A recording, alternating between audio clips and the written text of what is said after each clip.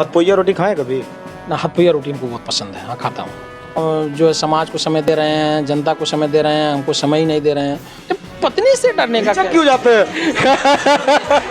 नहीं, पत्नी से बता दूं क्या लाना, तुम लौट के आ जाना, वो पिया याद रखोगे कि भूल जाओगे। का सिस्टम इतना अच्छा है, संगठन इतना मजबूत है, इतने संघर्षशील नेता भी आपके पास हैं, आपके साथ साथ आप भी संघर्षशील हैं। विधानसभा चुनाव में क्या हो गया जनपद अम्बेडकर नगर में? आपकी कहीं दाल नहीं गली। उसके बाद कहते हैं कि सभी लोग जिम्मेदार हैं, सभी लोग मेहनत से काम कर रहे हैं। क्या समस्या हो गई थी बीच में? अधिवक्ता संघ ने धरना दिया था। हाँ, उनके सपोर्ट में भारतीय जनता पार्टी के जिम्मेदार पदाधिकारियों ने अपने लेटर हेड पे यह मांग उठाई कि एसडीएम रोशनी यादव का बर्ताव जनता से अच्छा नहीं है। उनके निर्णय आ रहे हैं वो जनता में कहीं ना कहीं आपसी रंजिश पैदा करेंगे, उनकी कार्यशैली ठीक नहीं है। उस मामले में केवल एक दिनेश पांडे जी ऐसे थे जिनका लेटर हेड नहीं पहुंचा, या वो भारतीय जनता पार्टी के उन तमाम लोगों से खिलाफ है, या फिर आप रोशनी यादव से का बचाव कर रहे हैं। यह पूरा आरोप है, ये प्रश्न है, इसका जवाब हम आपसे चाहेंगे। देखिए जी को पता है कि भाजपा नेता को नहीं पता होगा, हम मान सकते हैं, दिनेश पांडे जी को पता होना चाहिए ना ये बातें। नेताजी झूठ नहीं बोलिए, ऐसा कुछ नहीं है। इसीलिए हम शुरुआत में शपथ दिला दिए हैं आपको। ये वही कि आप मोहब्बत अपने घर तक लेके चले आए। मेल फीमेल और एक वो होता है तो वो चीज़ें रहती हैं। छिपाना नहीं है, अगर छिपाना होता तो हम ऐसा क्यों करते? हम क्यों आपके, मैं तो जानता हूँ कि हिमांशु जी के 8 टाक पे अगर बैठे हैं तो वो तो सब का सब जो है बिल्कुल ओपन करके रखवा देंगे। नमस्कार, मैं हूँ हिमांशु त्रिपाठी, आप देख रहे हैं वार्ता Hindi. Hot talk with HT के नए एपिसोड में आप सभी दर्शकों का स्वागत है। वार्ता हिंदी लगातार सत्ता से सवाल पूछ रही है। सत्ता में भारतीय जनता पार्टी केंद्र और प्रदेश दोनों में कार्यरत है। इस समय अगर सत्ता से प्रश्न पूछे जाएं तो सत्ता का जवाब दर्शकों तक पहुंचाना अति आवश्यक है। स्थितियां ऐसी बनाई गई विधानसभा चुनाव में, हर एक व्यक्ति, हर एक विशेष यह जानता था कि समाजवादी पार्टी भरकम तरीके से लौट रही है और उसकी सरकार बन जाएगी। कई गाने रिलीज किए गए, लेकिन जब रिजल्ट आया तो स्थितियां विपरीत थीं। भारतीय जनता पार्टी फिर से आगमन हुआ और योगी मुख्यमंत्री उत्तर प्रदेश बनाए गए। सामने 2024 का मिशन है। भारतीय जनता पार्टी अभी भी कार्यरत है। हालांकि हम एक ऐसे जनपद में इस वीडियो को शूट कर रहे हैं कि यहाँ भारतीय जनता पार्टी एक भी सीट विधानसभा पे बचा नहीं पाई थी। बड़े बड़े चेहरे, बड़े बड़े लोग प्रचार के लिए जुटे हुए थे, लेकिन स्थितियाँ विपरीत क्यों हो गई, वो सवाल भी आज दर्शकों तक पहुँचेगा। सत्ता से जुड़े हुए सवाल जो आप हमको कमेंट सेक्शन में भेजते हैं वो भी हम आज नेताजी से पूछेंगे। दिनेश पांडे कौन है, क्यों है, कैसे हैं, कब हैं और आज कहाँ हैं, इस प्रश्नों का भी जवाब आप तक पहुँचेगा। वैसे तो बड़े खूबसूरत पर्सनालिटी हैं, मुस्कुराते रहते हैं, लेकिन यह चर्चा है कि आप जैसा बाहर दिखते हैं अंदर से वैसे बिल्कुल नहीं है। यह आरोप लोगों का है, इसका भी खंडन हम आपसे लेंगे। शुरू करें नेताजी। आपका वार्ता हिंदी में बहुत बहुत स्वागत है। बहुत बहुत धन्यवाद। देखिए, ये एपिसोड हमारा हॉट टॉक का है, तो अगर झगड़ा हो जाए बीच में तो बुरा मत मानिएगा। इसका पहले जो है अप्रूवल दे दीजिए कि आप बुरा नहीं मानेंगे और आप जो है आक्रामक नहीं हो जाएंगे। और आक्रामक का एट द सेंस ये है कि अगर आप इस चीज़ को बता दिए कि आप आक्रामक नहीं हो जाएंगे तो हम कॉन्फिडेंस से सवाल पूछ सकते हैं। अरे नहीं, आप हमारे छोटे भाई हैं और जनहित का सवाल रहेगा और सारी चीज़ें जो समाज के लिए है, तो इसमें झगड़ा के क्या विषय है? झगड़ा बिल्कुल नहीं होगा। झगड़ा क्यों होगा? चलिए, नहीं, क्योंकि ऐसा एपिसोड है ना, ये कोई बात नहीं है। आप हमारे छोटे भाई हो, आपसे झगड़ा भी सही प्रेम से चल लेगा, सब कुछ चलेगा आपके साथ, कोई दिक्कत नहीं। चलिए, सूरज की पर्सनालिटी को वार्ता हिंदी चैनल धन्यवाद देती है कि आप इस प्रोग्राम का हिस्सा बने। आपको बहुत बहुत धन्यवाद। बहुत बहुत धन्यवाद। आप वार्ता हिंदी को भी बहुत बहुत धन्यवाद। पहले तो एक चीज़ हम प्रश्न पूछने के पहले शुरू करते हैं कि जो ये हॉट टॉक के एपिसोड बनाए गए हैं, जिस प्रकार के इंटरव्यू चल रहे हैं, इसमें आपका व्यू क्या है? ये जो श्रृंखला चलाई जा रही है, किस प्रकार की श्रृंखला है? चलाना चाहिए कि नहीं चलाना चाहिए? क्योंकि आप लोगों के ही व्यू से हम इस श्रृंखला को आगे तक ले जा सकते हैं। नहीं, ये हम देखते हैं आपका और हमें बड़ा अच्छा लगता है। इसमें होता क्या है कि ये जो वार्ता हिंदी का सीरीज़ आप चला रहे हैं, यह निश्चित रूप से जो समाज में काम कर रहे हैं, विभिन्न क्षेत्रों में काम कर रहे हैं, उनके माध्यम से समाज के प्रति, जनता के प्रति लोगों का नज़रिया क्या है और वह आप माध्यम बन रहे हैं। उनकी सोच क्या है और समाज में किस प्रकार का वो कार्य कर रहे हैं, किस प्रकार का कार्य होना चाहिए, इस विषय को आपके माध्यम से समाज में जनता के बीच लाया जा रहा है, तो निश्चित रूप से बहुत ही सराहनीय कार्य है। इसके लिए हम आप वार्ता हिंदी चैनल का आभार प्रकट करते हैं और बहुत बहुत धन्यवाद भी ज्ञापित करते हैं। दिनेश पांडे जी एक अच्छे परिवार से आते हैं, जैसा कि चर्चा है लोगों में, हमारा ये होमवर्क है। आपको आवश्यकता क्या पड़ी कि आपने सारी सुख सुविधा को छोड़ा और सदरी पहने और निकल गए लोगों के बीच में? देखिए, बहुत ही अच्छा सवाल आपने किया। मनुष्य जीवन में हम लोग जन्म लिए हैं और मेरा मानना है कि समाज में जो भी किसी को ये जो हमको जीवन मिला है बड़ा सार्थक है, और हम अपने लिए तो सभी लोग करते हैं, कुछ समाज के लिए और कुछ देश के लिए लोगों को कुछ कार्य ऐसा करना चाहिए कि व्यक्ति के ना रहने पर भी लोग ये महसूस करें कि फला व्यक्ति का व्यक्तित्व, फला व्यक्ति का योगदान समाज और देश के लिए कैसा रहा। तो इस दृष्टि से मेरे मन में भी ये बात आई कि अब हम कुछ कार्य समाज के लिए और देश के लिए करें, और वह प्लेटफार्म, हालांकि आज के समय में विभिन्न माध्यम हैं समाज और देश के लिए करने का, लेकिन लोकतांत्रिक ढंग से हम राजनीतिक रूप से हम इस प्लेटफार्म को चुने और इसी दृष्टि से आपके सामने हम आज उपस्थित हैं। दूरदर्शिता आपकी बड़ी अच्छी है, लोगों में यह चर्चा है कि आपने समझा कि विधानसभा आलापुर बीजेपी हार जाएगी, इसीलिए उस विधानसभा चुनाव में आप अपना विधानसभा छोड़ के मिल्कीपुर चले गए। नहीं, ऐसा बिल्कुल नहीं है। ये देखिए, विधान संगठन का कार्य किसी के व्यक्तिगत रुचि और व्यक्तिगत इच्छा से नहीं होता है। संगठन जो सांगठनिक कार्य था, संगठन ने हमको जहाँ लगाया, संगठन ने उस समय हमको मिल्कीपुर विधानसभा में लगाया तो मिल्कीपुर विधानसभा पे गए, या विभिन्न कार्यकर्ता हैं उनको विभिन्न क्षेत्रों में विभिन्न जगहों पर लगाया गया तो विभिन्न स्थानों पर वो गए, अपना कार्य किए। तो ऐसा नहीं है, कोई ये नहीं जानता कि ये चुनाव हम हार जाएंगे, जीत जाएंगे, और इस दृष्टि से हम उस विधानसभा छोड़ के दूसरी विधानसभा में चला जाएँ, ऐसा नहीं है। ये बिल्कुल ये सोच गलत है। चलिए, आपने इसका खंडन किया। ये बताइए, शिक्षा कैसे हुई, कहाँ पढ़े आप? हमारी डिग्री एमएड एमफिल है। हम बीए अवध यूनिवर्सिटी से किए, स्नातक अवध यूनिवर्सिटी से हमने किया, और उसके बाद एमए हमने अवध यूनिवर्सिटी से किया। फिर बीच में हम इलाहाबाद चले गए थे तैयारी, सिविल सर्विसेज की तैयारी करने, तो इलाहाबाद भी हम 2-3 साल रहे, और उस बीच भी मेरी रुचि जो है छात्र राजनीति में रही और छात्र राजनीति की तरफ मैं जाने लगा।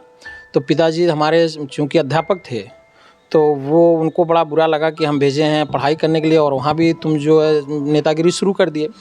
तो 3 साल के बाद फिर बीएड का फार्म निकला, हमने बीएड किया। एलबीएस महाविद्यालय गोंडा में एक है, वहाँ से हमने बीएड किया। बीएड करने के बाद फिर हमने एमएड किया केनाई सुल्तानपुर से, अवध यूनिवर्सिटी से हमने एमएड किया। फिर एमफिल हमने किया। तो हमारी पढ़ाई एमएड एमफिल है, और लेकिन फिर भी इतना शिक्षा लेने के बाद बार बार मन में राजनीति के माध्यम से समाज और देश के लिए करने की इच्छा कुछ ऐसी रही कि नौकरी की तरफ मेरा रुझान नहीं गया और हम सार्वजनिक जीवन की तरफ आ गए। तो कॉलेज लाइफ जिया होगा आपने? बिल्कुल। कैंपस बहुत अच्छा रहा। कैंपस की यादें तो कुदेरने पर तो बहुत सारी चीज़ें दीजिए, हमारे दर्शक यही सुनने के लिए आते हैं। नहीं, बहुत सारी चीज़ें याद आ जाती हैं वास्तव में। एक जब जो चीज़ बीत जाता है तो वो चीज़ सोचिए तो लगता है कि कितना सुनहरा अवसर था। पढ़ाई पीरियड का जो समय होता है वो बड़ा ही मतलब उसका तो वर्णन ही नहीं किया जा सकता। हिमांशु जी, जब हम स्नातक कर रहे थे तो ये स्थिति थी कि पैसे नहीं होते थे। ये होता था जब कोई 4 व्हीलर से 2 व्हीलर से जाते थे, जो बहुत सारे स्टूडेंट जो 2 व्हीलर से आते थे, तो ये लगता था मन में कि तो बहुत बड़ा आदमी होगा, बहुत पैसे वाले इनके पिताजी होंगे, माताजी इनके पैसे वाले, माता पिता इनके वाले होंगे, जो इस तरीके की इनको सुविधा दिए हैं, व्यवस्था दिए हैं। और हम लोग क्या है, हम लोग किसान परिवार से निकले थे, और लेकिन मन में रहता था कि कोई बात नहीं है, समाज में एक समान सभी लोग नहीं हो सकते। एमए तक स्थिति रही कि हमारे पिताजी अध्यापक, इंटर कॉलेज में अध्यापक थे, और पारिवारिक स्थिति भी ठीक ठाक थी, लेकिन बावजूद इसके संस्कार और अनुशासन इतने अच्छे थे कि कुछ सुविधाएं होने के बावजूद भी संस्कार की दृष्टि से हमको उपलब्ध हम लोगों को नहीं कराया जाता था कि अगर ये सारी सुविधाएं इनको मिल जाएंगी तो बिगड़ जाएंगे। जो अपना संस्कार मध्यम वर्गीय परिवार का होता है कि बहुत सारी सुविधाएं कम उम्र में या कम समय में नहीं दे देना चाहिए बच्चों को, नहीं तो बहुत सारी सुविधाएं पाके बच्चे वो आदी हो जाए फिर गलत बिगड़ जाएंगे। हाँ। तो इस दृष्टि से आप ये मान के चलिए कि एमए एमएड बीएड करने तक, पढ़ाई के दौरान तक पारिवारिक दृष्टि से सारी सुविधाएं होने के बावजूद भी हम उससे वंचित रहे, सिर्फ संस्कार की दृष्टि से, संस्कार की भावना से। और कैंपस की जो बात आपने कही, तो कैंपस की स्थितियां तो आप जान ही रहे हैं कि भाई बहुत सारे लोग वहाँ पढ़ाई करते हैं, मेल फीमेल, और एक वो होता है, तो वो चीज़ें रहती हैं, बड़ा अच्छा लगता है। मुस्कुराहटे बता रही कि मोहब्बत छोड़ के आए थे आप वहाँ से। नहीं, मोहब्बत छोड़ के तो मैं नहीं, ऐसी की मत नेताजी, देखिए सुनिए तो हिचकने की कोई बात नहीं है। बीएड कर रहे थे हम, लाल LBS गोंडा से जब हम बीएड कर रहे थे तो हम लोगों का टूर गया था। टूर के दौरान उसमें जो हम लोगों का जो क्लास था वो माउंट आबू टूर गया था। तो जब टूर से वापस आए, और जब भी टूर जाता है तो बीएड का जो सत्र समाप्त होता है, उसके बाद बच्चे जब अपने अपने घर जाते हैं, तो जब हम लोग अपने वहाँ से विदाई समारोह हम अपने घर जाने लगे, तो एक प्रकार का खालीपन आया, मन में खालीपन आया कि जैसे लगा कि कोई ऐसी चीज़ छोड़ के हम जा रहे हैं कि जैसे लग रहा है कि दिल हमारा बिल्कुल अलग हो जा रहा है। तो ये चीज़ें थीं, ये चीज़ें होती हैं, और फिर धीरे धीरे बाद में सामान्य हुआ स्थिति, तो हो जाता है, सबके साथ होता है, स्वाभाविक है, होना भी चाहिए, इसमें कोई बुरी बात नहीं है।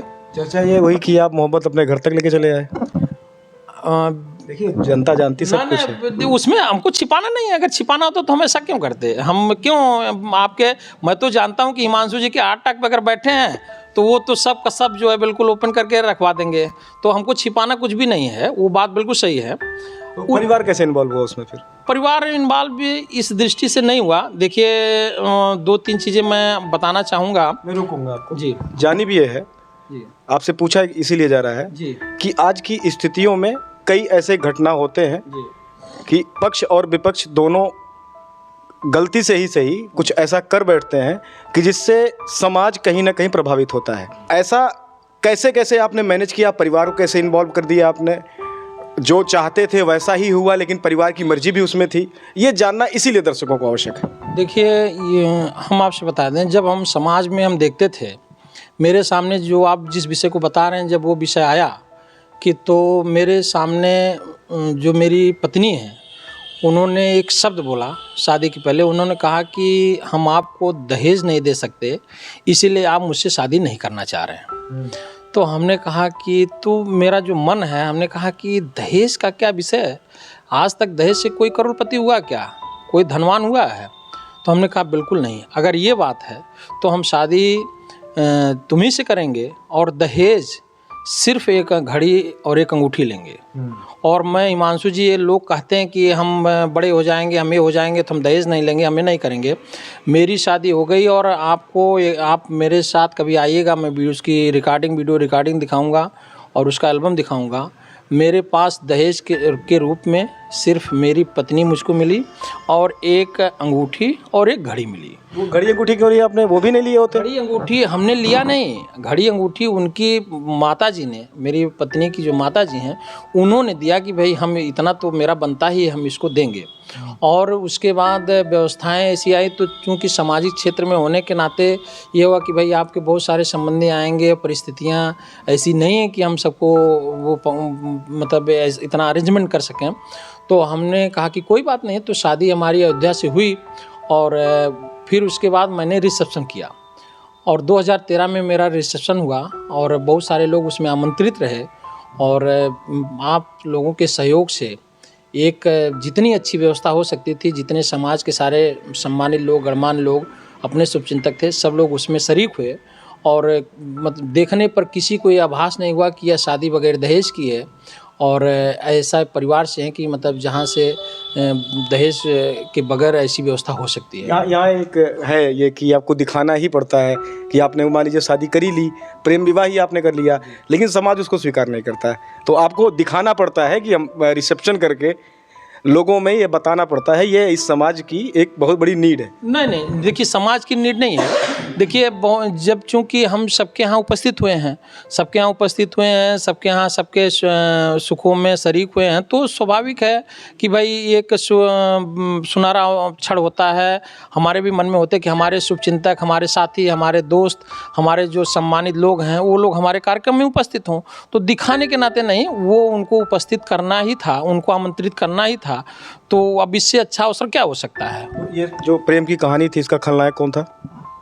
इसका तो खलनायक कौन था, इसमें तो सब नायक थे। खलनायक कहाँ यहाँ से आ जाएंगे। खलनायक तो आप, ये समाज को हमने संदेश दिया कि देखिए अभी आप, दिनेश पांडे वो हैं कि जो कहते हैं वो करते हैं। वही बात तो आपने तब भी कही थी, और उस समय कुछ लोग नाराज हो गए थे, तो आपने वहाँ भी एक चैलेंज कर दिया कि दिनेश पांडे वो है जो कहते हैं वो करते हैं, नहीं तो शराफत से हमारी टीम में शामिल हो जाओ, नहीं तो समस्या गड़बड़ हो जाएगी। किसके शराफत से किसके टीम में शामिल हो जाएंगे? जो दूसरा पक्ष था कहाँ क्या? आपकी शादी का। नहीं नहीं, दूसरा पसंद ऐसा नहीं है। देखिए नेताजी, झूठ नहीं बोलिए, ऐसा कुछ नहीं है। इसीलिए हम शुरुआत में शपथ दिला दिए हैं आपको। आप कह रहे हैं वो धमकी नहीं है, वो धमकी नहीं है, वो ऐसा कुछ नहीं है। वो सिर्फ इतना था कि हमने जो उनसे वादा किया था और जो उनकी बातें हमारे मन में आई कि भाई ये हमारे आपके संबंधों में दहेज बाधा बन सकता है, ऐसा बिल्कुल नहीं होगा। दहेज माने क्या होता है भाई? दहेज क्या है?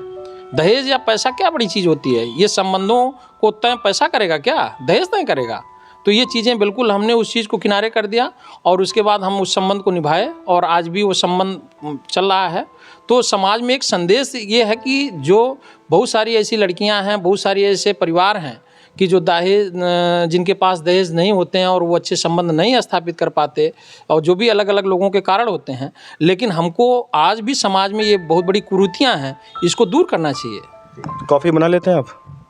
मैं काफ़ी चाय बना लेता हूँ। चाय बना लेते हैं? बनाना पड़ता है? नहीं, बनाना पड़ता नहीं, बना लेता हूँ। बनाना पड़ता नहीं है, बनाना पड़ता नहीं है, बना लेता हूँ, बना लेता हूँ।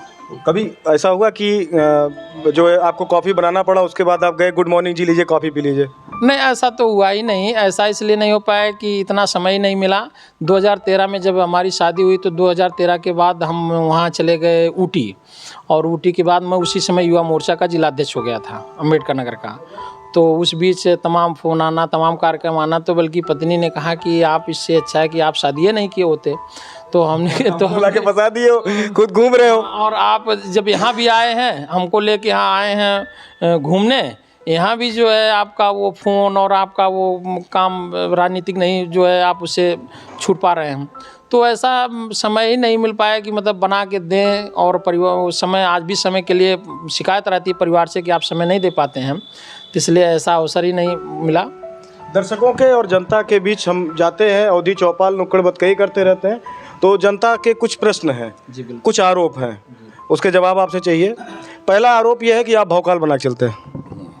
नहीं, भौकाल क्या है? भौकाल कहाँ बना के चलते हैं? भौकाल क्या होता है? भौकाल तो कुछ ऐसा नहीं है भाई। अपने हमारे साथ जो भी लोग हैं, जितने हमारे सहयोगी हैं, हमारे साथ चल रहे हैं, तो अब किसी को भगा देंगे क्या कि आप मेरे साथ ना चलिए?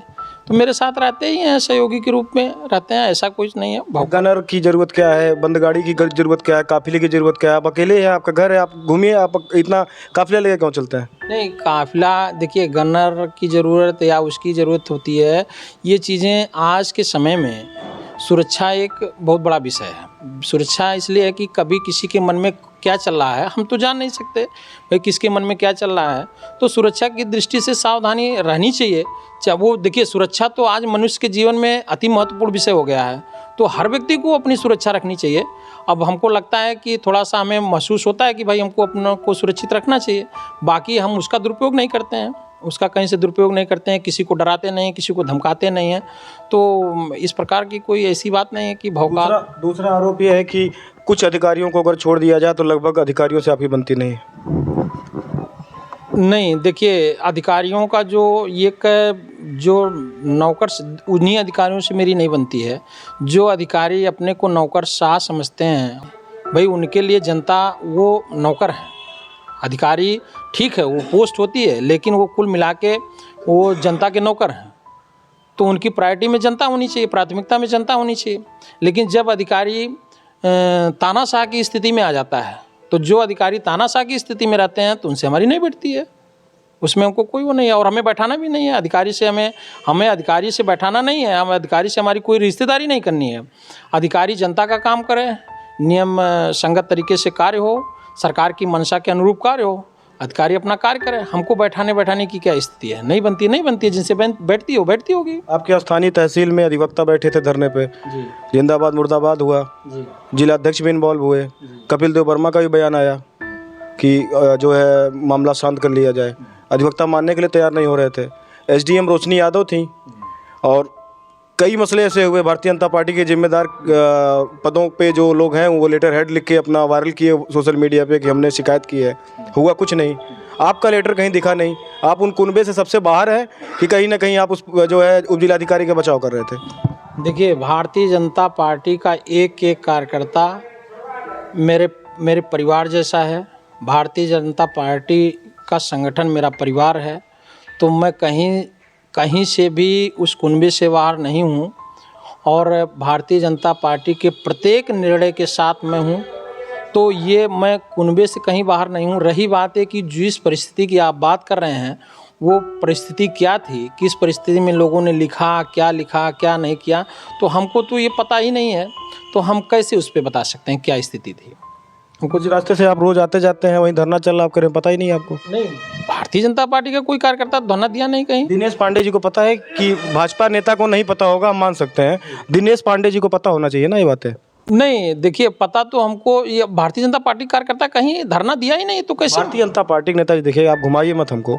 भारतीय जनता पार्टी के नेता ने धरना नहीं दिया, अधिवक्ता संघ ने धरना दिया था। हाँ, उनके सपोर्ट में भारतीय जनता पार्टी के जिम्मेदार पदाधिकारियों ने अपने लेटर हेड पे यह मांग उठाई कि एसडीएम रोशनी यादव का बर्ताव जनता से अच्छा नहीं है। उनके निर्णय आ रहे हैं वो जनता में कहीं ना कहीं आपसी रंजिश पैदा करेंगे, उनकी कार्यशैली ठीक नहीं है। उस मामले में केवल एक दिनेश पांडे जी ऐसे थे जिनका लेटर हेड नहीं पहुंचा, या वो भारतीय जनता पार्टी के उन तमाम लोगों से खिलाफ है, या फिर आप रोशनी यादव से का बचाव कर रहे हैं। यह पूरा आरोप है, यह प्रश्न है, इसका जवाब हम आपसे चाहेंगे। देखिए, आपने 3 सवाल किया, इसमें 3 सवाल बनते हैं कि भारतीय जनता पार्टी के बहुत सारे कुछ कार्यकर्ताओं ने ये रोशनी यादव के खिलाफ उन्होंने पत्र लिखा था। दूसरा ये कि आप ये कह रहे हैं कि हमसे कि या तो आप उनका बचाव कर रहे हैं, या तीसरा आप कह रहे हैं कि उनसे इन सब चीज़ों से आप बाहर हैं। भारतीय जनता पार्टी का जो संगठन का मुखिया होता है, जो जिलाध्यक्ष हैं, क्या हमारे जिलाध्यक्ष ने पत्र लिखा था? जिलाध्यक्ष ने पत्र नहीं लिखा, तो अधिवक्ता ये तो कह रहे थे जिलाध्यक्ष भी बचाव कर रहे हैं। कहने से कोई कुछ भी कर सकता है। कहने के लिए आप दिनेश पांडे को जो है कोई और नाम दे दीजिए, हिमांशु को कोई और नाम दे दीजिए, तो नाम देने से थोड़ी नाम हो जाएगा। हिमांशु ही रहेंगे, दिनेश रहेंगे। सीधी बात कर लिया जाए, चलिए सीधी बात कर लिया जाए कि ये जो धरना था इसमें आपका कितना इन्वॉल्वेशन था? कोई इन्वॉल्वेशन नहीं है। देखिए, नहीं था, होना चाहिए था। मैं पहले भी कहा हूँ कि भारतीय जनता पार्टी का निर्णय सांगठनिक दृष्टि से जो जिले का मुखिया होता है, मैं जितने लोगों ने पत्र लिखा, कौन लिखा हम तो नहीं जानते हैं। मैं यही सवाल करता हूँ। नहीं, आप बता सकते हैं, मैं नहीं कर रहा हूँ, उसमें किसी का नाम लेने की आवश्यकता नहीं है। मैं सिर्फ इतना जानता हूँ, क्या हमारे पार्टी का मुखिया, हमारे पार्टी के जो जिले के मुखिया हैं, जिलाध्यक्ष ने कहीं लिखा, जिलाध्यक्ष ने कहीं किसी बात को मीटिंग बैठक में इस बात का उनको लगा कि हाँ इन फला का विरोध होना चाहिए, फला का विरोध नहीं होना चाहिए? तो हम भारतीय जनता पार्टी का संगठन चलने का एक सिस्टम होता है। हमें जिलाध्यक्ष का जो निर्णय होता है, जो जिलाध्यक्ष के निर्णय होंगे उन्हीं के अनुसार हम लोगों को चलना चाहिए। चलिए, आपका सिस्टम इतना अच्छा है, संगठन इतना मजबूत है, इतने संघर्षशील नेता भी आपके पास हैं, आपके साथ साथ आप भी संघर्षशील हैं। विधानसभा चुनाव में क्या हो गया जनपद अम्बेडकर नगर में? आपकी कहीं दाल नहीं गली। उसके बाद कहते हैं कि सभी लोग जिम्मेदार हैं, सभी लोग मेहनत से काम कर रहे हैं। क्या समस्या हो गई थी बीच में? देखिए, विधानसभा चुनाव की जो बात आप कर रहे हैं, विधानसभा चुनाव में 5 जगह पे पार्टी ने मजबूती के साथ चुनाव लड़ा और पूरे दमखम के साथ पार्टी ने चुनाव लड़ा। और आपको हम बता दें, ऐसे पूर्व में ऐसी विधानसभा, हमारी 5 विधानसभाओं में से ऐसी विधानसभाएं कुछ रही हैं जिसमें हम पूर्व के चुनाव में तीसरे पर रहे हैं। हमारा वोट प्रतिशत बढ़ा है, हमारा वोट बढ़ा है, हमारी मार्जिन कम हुई है। हम इस बात को हम लोग पार्टी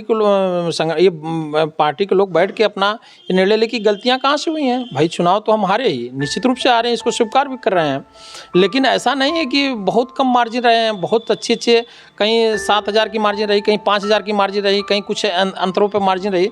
तो हम आप बसपा का एक गढ़ माना जाता था अम्बेडकर नगर जनपद, बसपा कहाँ खिसक गई, तीसरे चौथे पे चले गई।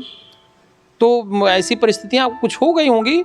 अब भाई जनता का जो जनादेश है उसको तो स्वीकार करना ही होगा, लेकिन उसकी समीक्षा हुई है, समीक्षा हो भी रही है कि कहाँ से चूक हो गई जो हम लोगों को जीत नहीं मिल पाई। सामने नगर पंचायत के चुनाव हैं और ये वही सीढ़ी है, ये वही रास्ते हैं जो 2024 तक आपको ले जाएंगे। इस नगर पंचायत चुनाव में जिम्मेदारी से कहिएगा नेताजी, ये स्टेटमेंट है। इस नगर पंचायत के चुनाव में आप जनपद अम्बेडकर नगर में आप अपने जानिब से, आपकी पार्टी के जानिब से जो गलतियां हुई हैं उसको सुधार करके किस तरीके से चुनावी मैदान में अपने आप को शरीक करेंगे? देखिए, गलतियां तो कुछ नहीं हुई हैं। गलतियां क्या होती हैं? अभी आपने कहा गलती हो गई थी, थोड़ी बहुत हो गई होगी। चूक, हमने कहा कि रणनीतिक चूक हो गई है, गलती नहीं हुई है, चूक हुई होगी, उसकी समीक्षा हम करेंगे।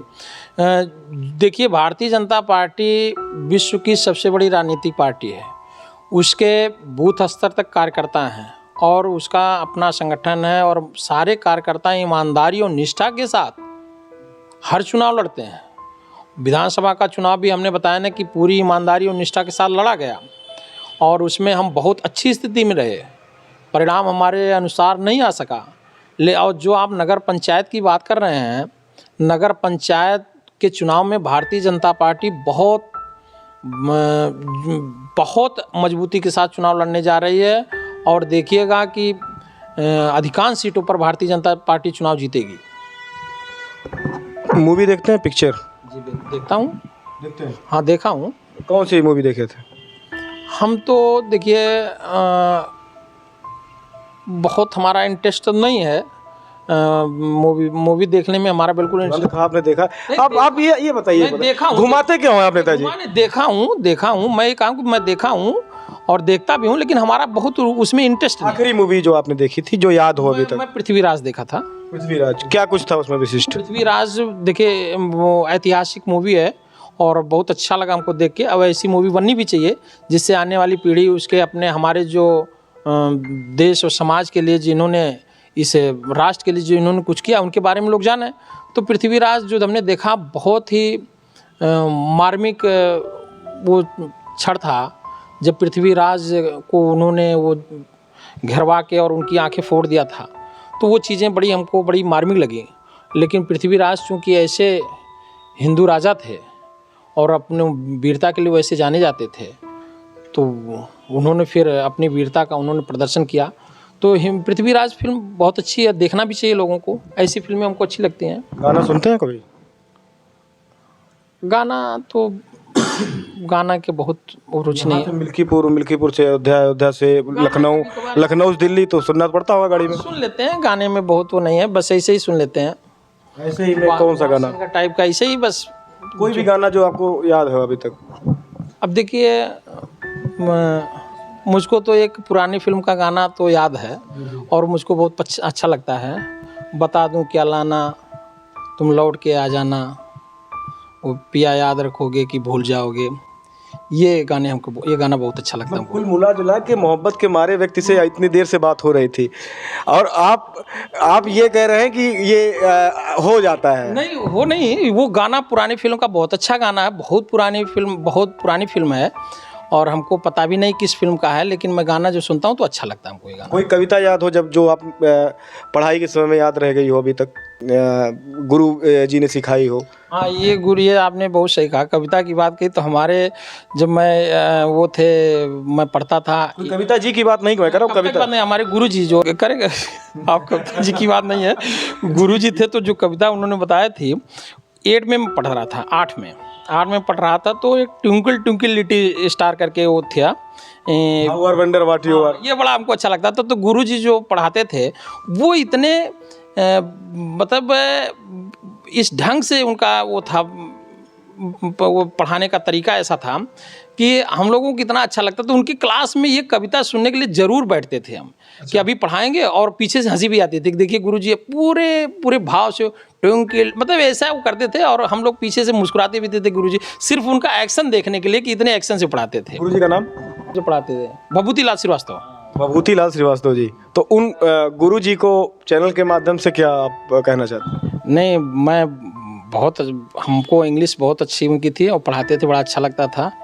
और शायद वो आजकल अस्वस्थ हैं, हम ईश्वर से कामना करते हैं कि वो स्वस्थ हो जाए और दीर्घायु हों। किससे डरते हैं जीवन में आप? मैं किसी से नहीं डरता हूँ। पत्नी से? पत्नी से डरने का क्या? क्यों जाते हैं?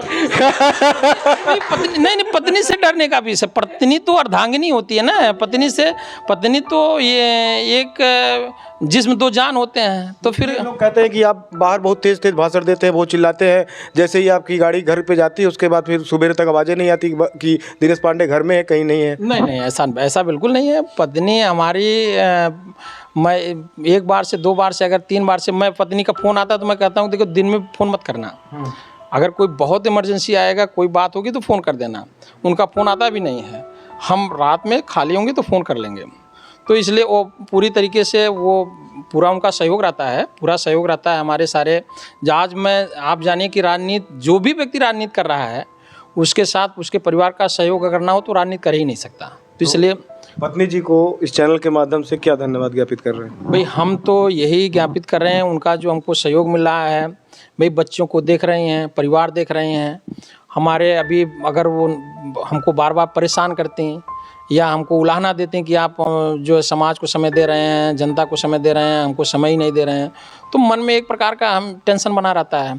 तो इस प्रकार का उनका सहयोग है, बहुत बड़ा सहयोग है। दूसरा ये कि हमसे यही कहना चाहेंगे कि भाई वो भी अपने जो गृहस्थ लाइफ है उसमें तो सफल हैं ही, ईश्वर करें। वो भी एमएड की हैं, पत्नी भी हमारी एमएड हैं। तो एमएड अवश्य की होंगी क्योंकि आप से मुलाकात वहीं हुई होगी। नहीं, एमएड वो दूसरी स्कूल से, दूसरे कॉलेज से की हैं। वो गद्दोपुर गोसाईगंज से की हैं एमएड, महिला कॉलेज है एमएलसी साहब का, वहाँ से। गोसाईगंज कैसे चले गए थे? नहीं, मैं नहीं किया हूँ, वो एक किया। मैं तो केनाई सुल्तानपुर से किया हूँ। सुल्तानपुर से गोसाईगंज की शादी कैसे? अरे भाई मैं केनाई, पढ़ाई तो कहीं से कोई कर सकता है, पढ़ाई जहाँ एडमिशन होगा वहीं करेंगे। ये कोई बात होती है कि ये आदमी दिल्ली चला जाता है पढ़ने, कलकत्ता चला जाता है, जहाँ उसको पढ़ना लोग वहाँ चले जाते हैं, लंदन चले जाते हैं पढ़ने। तो पढ़ाई तो अलग विषय हो गया। तो वो भी एमएड की हैं और मैं यही करता हूँ कि भाई वो भी कहीं नौकरी पा जाए, कहीं अपना उनका भी लाइफ सेटल हो जाए। हर आदमी वो तो ठीक है, हम तो सारी व्यवस्था करते ही हैं। तो यही कामना करते हैं कि खुशहाल रहें। खाना में क्या चीज़ पसंद है जो बार बार आप बनवा के खाते हैं? मैं खाने में दाल, रोटी, चावल और भुजिया सब्जी। हथपोइया रोटी खाएं कभी? ना, हथपुइया रोटी हमको बहुत पसंद है, हाँ खाता हूँ। कौन बनाता है इस समय घर पे? अब हथपुइया रोटी तो घर पे नहीं मिल पाती है ना? मिल तो नहीं पाती हथपुइया रोटी, लेकिन ये है कि हथपुइया रोटी हमको पसंद है। सिल लोड़ा हमारे यहाँ बोला जाता है, जो पत्थर पे घिस के चटनी बनाई जाती है। एक बेड़नी बनाई जाती है जिसमें आलू अंदर भर दिया जाता हो और चावल के आटे का उसमें आप डाल के चूल्हे पे सेक लो।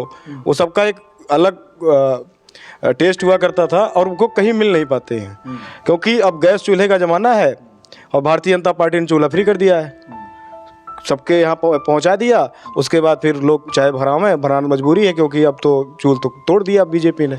उसके बाद फिर लोग महंगाई का भी रोना रो रहे हैं। तो ये स्वाद और ये महंगाई और ये जो पिछड़ा, ये जो हमने संस्कृति छोड़ दी अपनी, ये कहाँ तक अभी इस समय के माहौल को अगर देखा जाए तो हम वापस आ सकते हैं कि अब ये छूट ही चुका है लगभग?